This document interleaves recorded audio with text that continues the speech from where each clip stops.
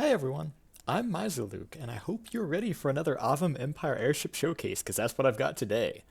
Today we're talking about His Majesty's line ship Unity, the first somewhat large airship I made, and the very first line ship for this style. I began building Unity within a month of the first few designs, on August 1st, 2020, and within a few days she had the shape pictured here.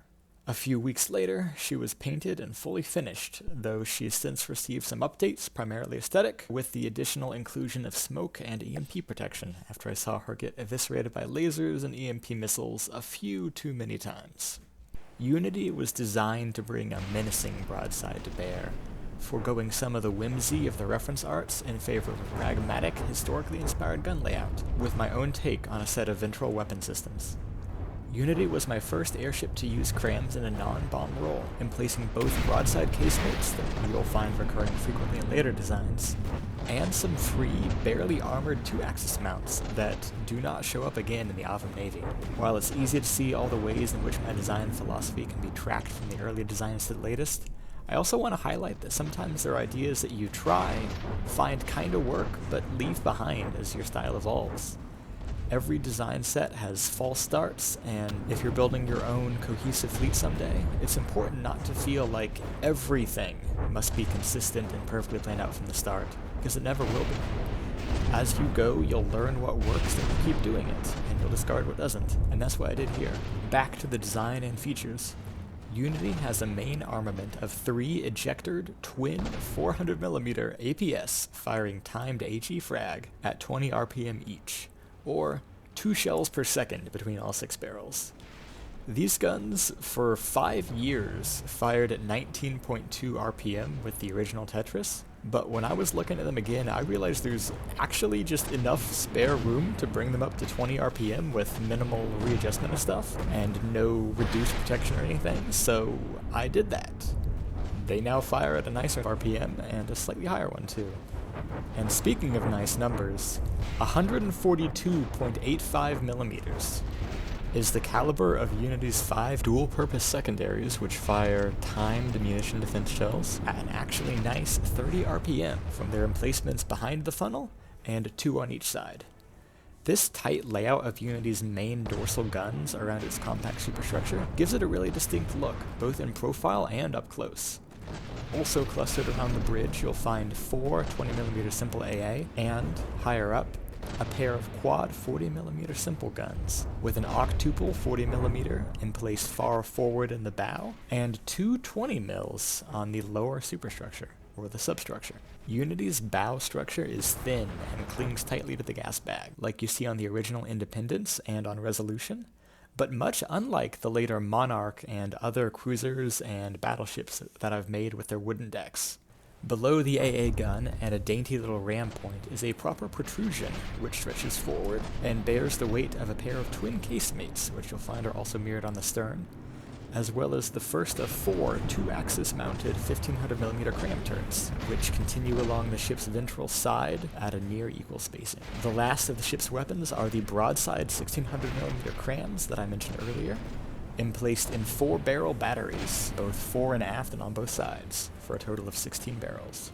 Unity's great heft requires a pair of my usual 5x5x5 engines that you see on Independence and Resolution, which power 4 distinctive rotor stacks, assorted supplemental engines for thrust and attitude control, as well as 2 large bays of internal simple jets that provide the ship's lift, supplementing what little that hydrogen does for it.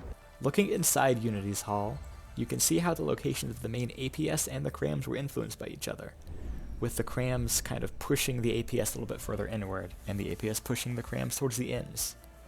Also visible is just how tiny the secondaries are, which was certainly inevitable from how widely placed the side ones are, since you can't get much space without having no protection and a lot of easily blown off value.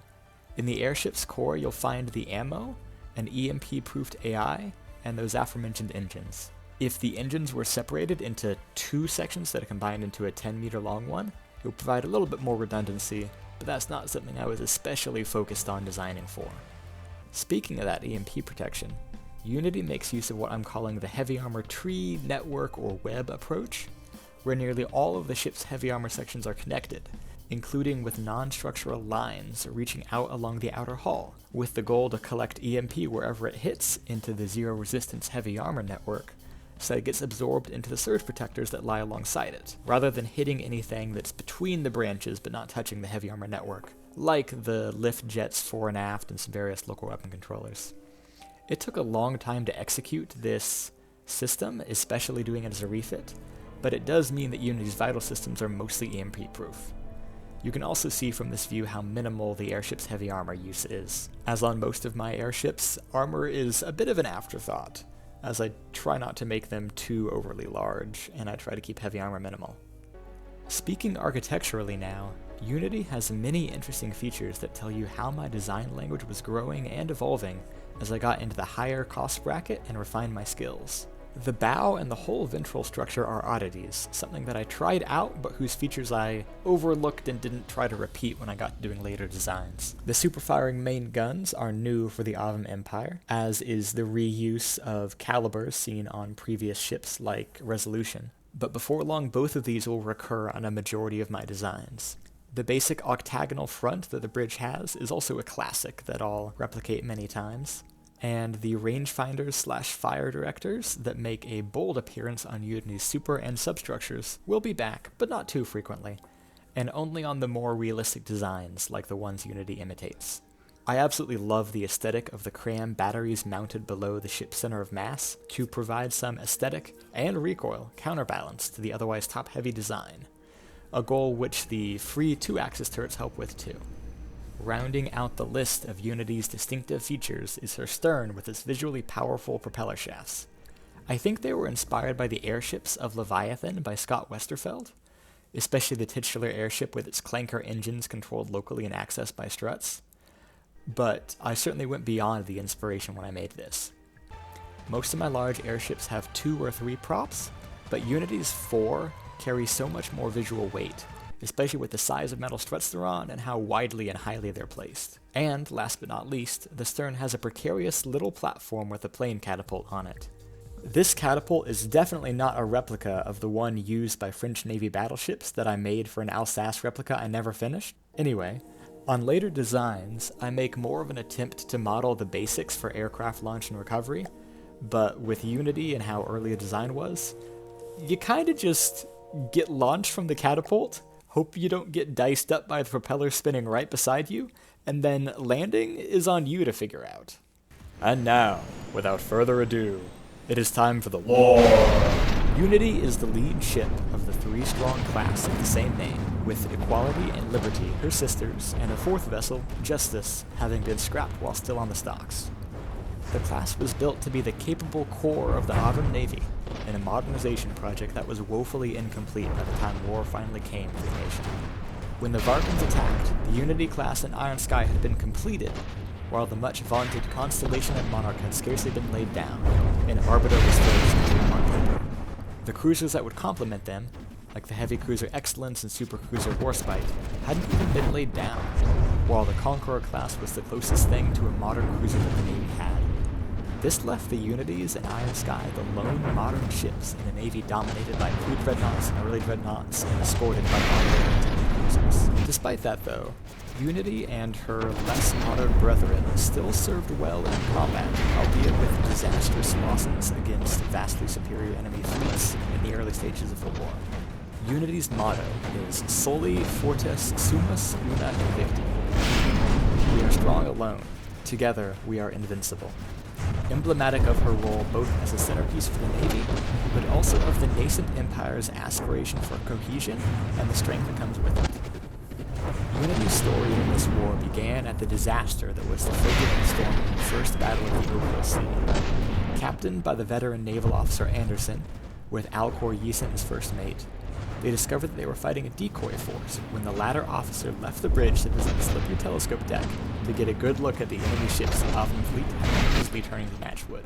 Alcor's close-up view from the telescope normally used for stellar navigation proved that the enemy ships were merchant vessels with wooden mock-ups to approximate the silhouettes of proper armed ships.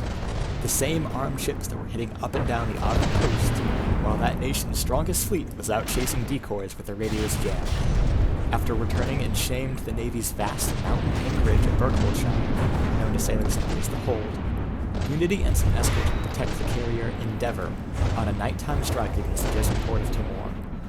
After that battle, the captain and his mate went separate ways, the former staying aboard Unity to guard the Empire's southern flank against the consolidated Jesuit Navy, while the latter returned eventually to his home city of Tallinn, the only stalwart against the Varkan's relentless advance into the Avem Empire's western half. Unity's fate beyond these early battles has a few spoilers should any of you ever read the 28-chapter book that I wrote, directly inspired by my designs and growing collection of lore for the Avem Empire, so I won't tell it here. But if you have interest, I may adapt some form of that story for YouTube, or I'll otherwise try and make it available for all of you to read if you have interest. But for now, thank you for watching, and I'll see you next time for His Majesty's line ship Monarch, the largest airship I've made yet, and the last of the first 6 I uploaded in the very first batch of Avem Empire craft. Once I finish the video for her, I'll be looking for extra feedback about my videos and how to improve these showcases as I confront the remaining 40+ designs of the Avem Empire. Thanks again. Bye.